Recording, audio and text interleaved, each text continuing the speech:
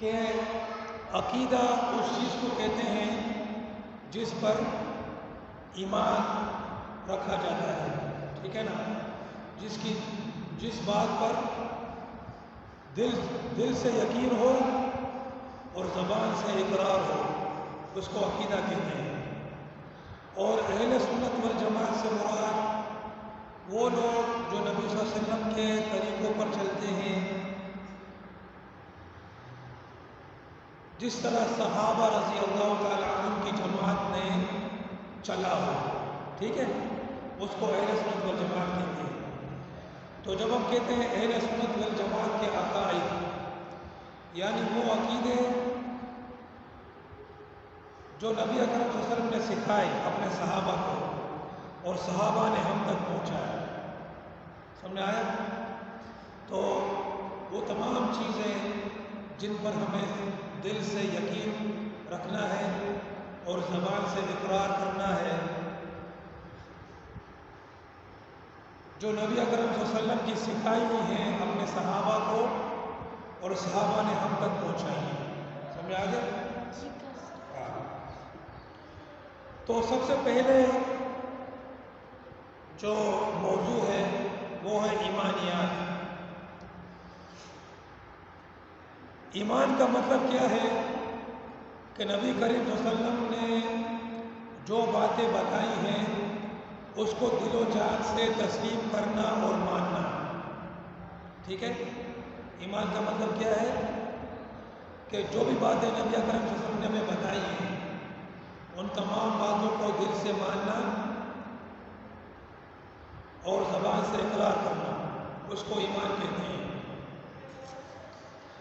اور وہ تمام چیزیں جو نبی اکرم صلی اللہ علیہ وسلم سے ہم تک پہنچی ہیں، ان چیزوں کو کیا کہتے ہیں؟ دین کی ضروریات۔ کیا کہتے ہیں؟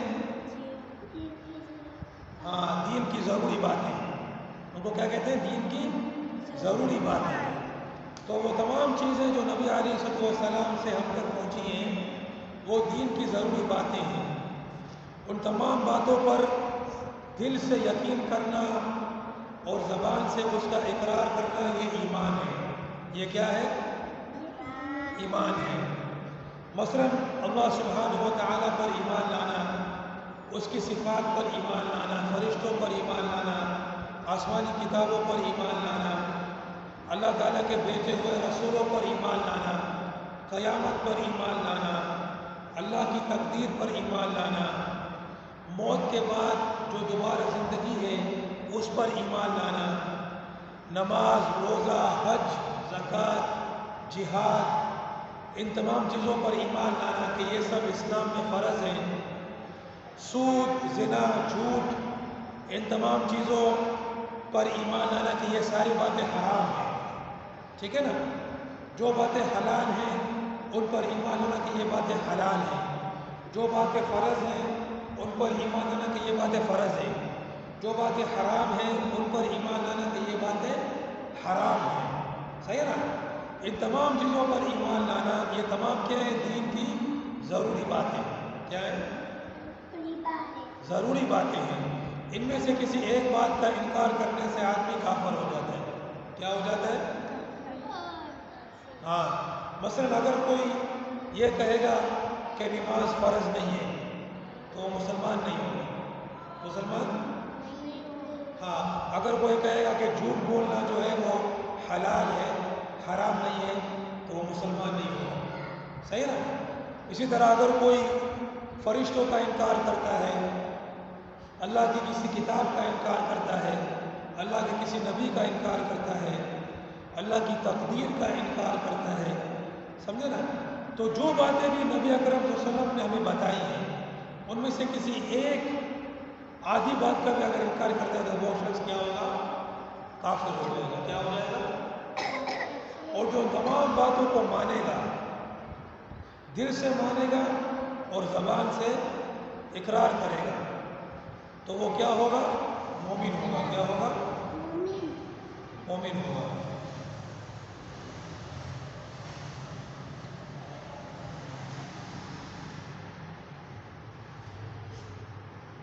اگر کوئی کسی دین کی ضروری بات میں شک کرتا ہو، کیا کرتا ہو؟ شک کرتا ہو، تو وہ شک کرنے والا بھی مسلمان نہیں ہوگا۔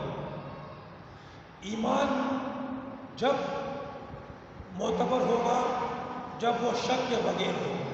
کس کے بغیر ہو؟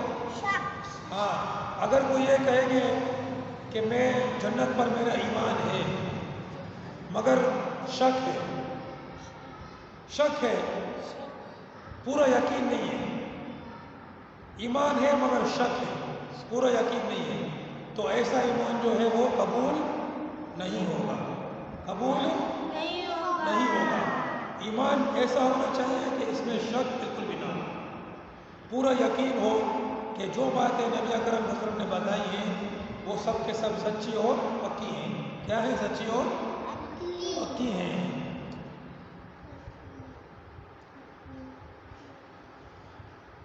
اب اگر جو تمام باتوں پر ایمان رکھتا ہو جو نبی اکرم صلی اللہ علیہ وسلم نے بتائی ہے، ٹھیک ہے، لیکن عمل کرنے میں اس سے کوتاہی ہوتی ہے۔ مثلا ایک آدمی ہے، وہ تمام باتوں پر ایمان رکھتا ہے، صحیح ہے، لیکن کبھی کبھار وہ جھوٹ بولتا ہے، کبھی کبھار وہ کیا کرتا ہے؟ جھوٹ بولتا ہے۔ اس کا ایمان ہے کہ جھوٹ بولنا حرام ہے، جھوٹ بولنا گناہ ہے، صحیح ہے۔ جھوٹ بولنے والے کو اللہ سبحانہ و تعالیٰ نے سزا سے ڈرایا ہے، ٹھیک ہے نا، اس پر سزا رکھی ہے، سمجھے؟ اس کا ان تمام چیزوں پر ایمان ہے، وہ جھوٹ کو حلال نہیں سمجھتا ہے، جھوٹ کو جائز نہیں سمجھتا ہے، لیکن کبھی کبھی جھوٹ بول دیتا ہے، تو ایسا آدمی گنہگار ہوگا۔ کیا ہوگا؟ لیکن اس کو کافر نہیں کہیں گے، اس کو کافر نہیں، ہاں، اس لیے کہ اس کا ایمان ہے، اس کا ساری باتوں پر ایمان ہے، عمل کرنے میں اس سے کوتاہی ہو رہی ہے، تو وہ گنہگار ہوگا اور اس کو اس گناہ کا چھوڑنا لازمی ہے، اس کو اس گناہ سے توبہ کرنا لازمی ہے، لیکن اس کو کافر نہیں کہیں گے، وہ اس سے کافر نہیں ہوگا، سمجھے نا۔ اللہ پاک اس کو سزا بھی دے گے، جھوٹ بولنے کی سزا دے گے، اس کو جھوٹ بولنے کی وجہ سے جہنم میں ڈالے، لیکن وہ کافر نہیں ہوگا اور اس کی سزا کافروں کی طرح نہیں ہوگی، سمجھے نا۔ کافر تو ہمیشہ ہمیشہ جہنم میں رہے گا، سمجھے، مگر ایسا آدمی پھر بھی مسلمان ہے جو تمام باتوں پر ایمان رکھتا ہے لیکن عمل کرنے میں کوتاہی کرتا ہے۔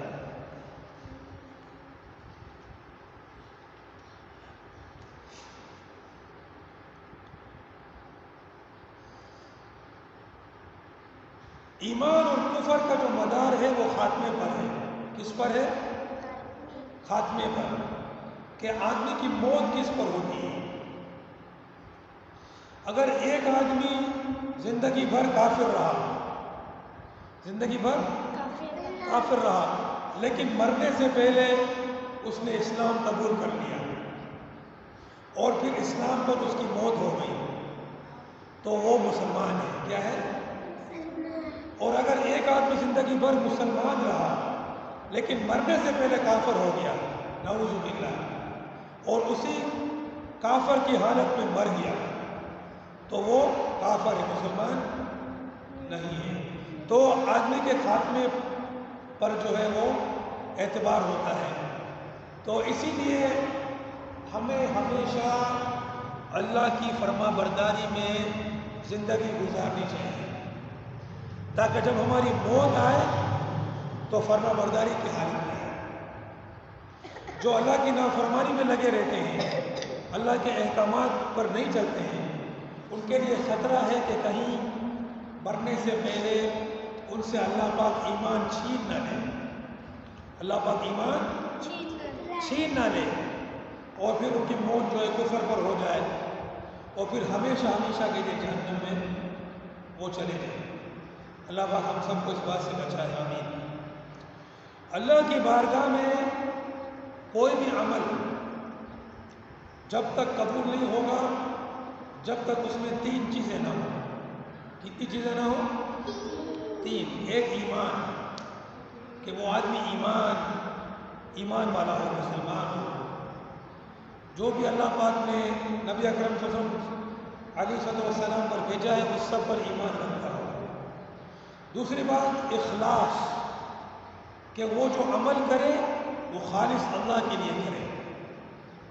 اب تم لوگ یہاں پر قرآن پڑھنے آتے ہو، ٹھیک ہے، مگر اگر تمہارا مقصد قرآن پڑھنے سے اللہ کے لیے نہیں ہے کہ ہم اللہ کے لیے کر رہے ہیں، کوئی اور مقصد ہے، اپنے ماں باپ کو خوش کرنا ہے یا مولے والوں کو دکھانا ہے یا جو ہے پڑھ کر پھر تعلیم دے کر پیسے کمانے ہیں دوسروں کو پڑھا کر، کوئی اور مقصد ہے، تو پھر وہ عمل اللہ کے یہاں قبول نہیں ہوگا. اور تیسری بات یہ کہ وہ عمل سنت کے مطابق ہو، جس طرح نبی اکرم صلی اللہ علیہ وسلم نے بتایا ہے اس کے مطابق ہونا چاہیے. اگر وہ اس کے مطابق نہیں ہوگا تو وہ قبول نہیں ہوگا. اگر آدمی نماز پڑھتا ہے تو پہلی چیز یہ کہ وہ مسلمان ہو، ایمان والا ہو. دوسری بات یہ کہ نماز اللہ کے لیے پڑھتا ہو، کوئی اور مقصد نہیں ہو. تیسری بات یہ کہ نماز اس کی نبی اکرم صلی اللہ علیہ وسلم کے طریقے کے مطابق ہو. سمجھے نا؟ اگر یہ ان میں سے کوئی ایک چیز بھی نہیں ہوگی تو وہ عمل مقبول نہیں ہوگا.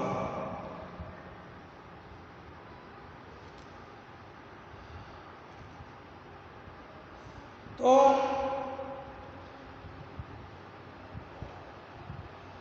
ایک بات یہ کہ اللہ سبحانہ و تعالیٰ پر کوئی چیز لازم نہیں ہے، کوئی چیز لازم نہیں ہے. سمجھے؟ ہم اللہ سے دعا مانگتا ہے، اللہ پاک قبول کرے نہ کرے اس پر یہ لازم نہیں ہے کہ وہ قبول کرے. ہم نماز پڑھتے ہیں، وہ قبول کرے نہیں کرے اس پر یہ لازم نہیں ہے، ٹھیک ہے. لیکن اللہ پاک جو ہے اپنی رحمت سے جو عمل صحیح طریقے سے ہوتا ہو نا، ایمان کے ساتھ اللہ کے لیے ہو اور نبی اکرم صلی اللہ علیہ وسلم کے طریقے کے مطابق ہو، اللہ پاک اپنی رحمت سے اس کو قبول کرتا ہے. کیا کرتا ہے؟ ہاں، اس پر لازم نہیں ہے مگر اس کی رحمت سے وہ قبول کرتا ہے. اگر صحیح عمل کرو گے، اللہ کے لیے کرو گے، ایمان و یقین کے ساتھ کرو گے، اللہ پاک قبول کرے گا. اسی طرح ہم جو دعا مانگتے ہیں، اگر وہ دعا بھی ایمان کے ساتھ ہوگی، اخلاص کے ساتھ ہوگی اور دعا کی قبولیت کے جو شرائط ہیں وہ ان کے ساتھ ہوگی تو اللہ پاک دعا بھی قبول کرتا ہے، دعا قبول کرتا ہے. سمجھے؟